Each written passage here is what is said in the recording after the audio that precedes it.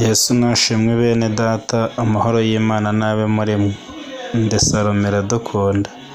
Yeremiya igice cya mbere umurongo w'9 haravuga ngo Uwiteka ahera akarambura ukuboko kwe ankora ku munwa, maze Uwiteka arambwira ati nshyize amagambo yanjye mu kanwa kawe.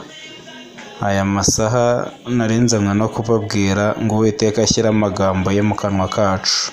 Waba umugabo, waba umugore, waba umusore, waba umukobwa, waba umwana, Uwiteka nashyira amagambo ye mu kanwa kawe. Ijambo ry'Uwiteka ryarambwiye ngo mu kanwa k'umukiranutsi havamwo ibifite umumaro.